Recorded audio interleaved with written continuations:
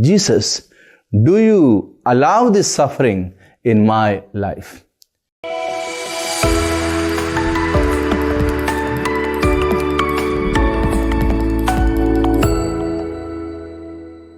In the depths of our hearts, we carry the echoes of Jesus' words, words that resonate profoundly, stirring our emotions and shaping our understanding of life. Today, let us open our hearts again to receive His message for us.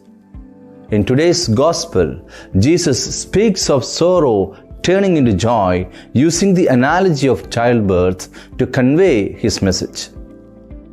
Just as a woman endures the pain of labor but finds incomparable joy upon seeing her newborn child, so too do we find joy amidst trials through the promise of resurrection.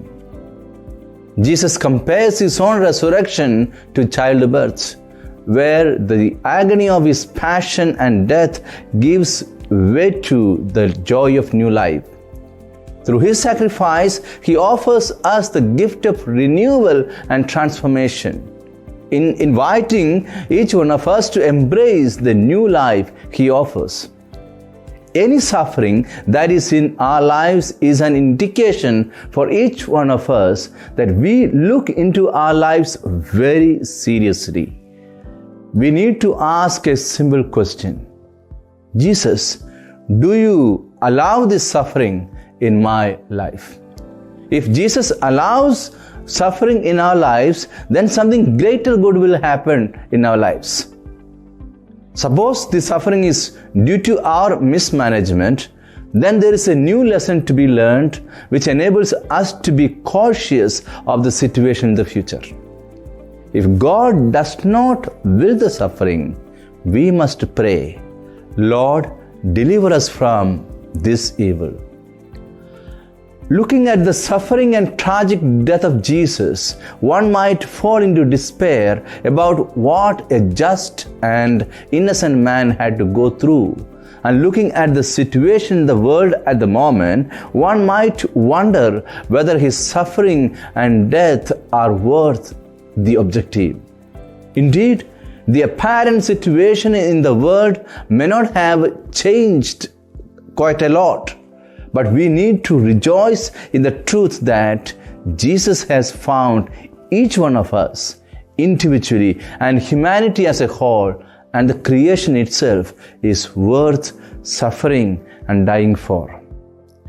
It is the confidence of Jesus that each of us can come to the real knowledge of God and the purpose of Jesus' suffering and death as a sign of His love for us. The resurrection of Jesus is a witness of what a human person can become. The mother's joy in travail is to see the newborn, and the joy of suffering Jesus is to see that a human person is born into new life. For a follower of Christ, Jesus proposes a similar lifestyle. We will suffer, but the sufferings are not the end. Greater joy awaits us. Jesus is asking us to focus on the joy of overcoming the sufferings so that they will have more profound meaning in our lives. Let us therefore open our hearts to the words of Jesus, allowing them to penetrate our souls and guide us on the path of faith.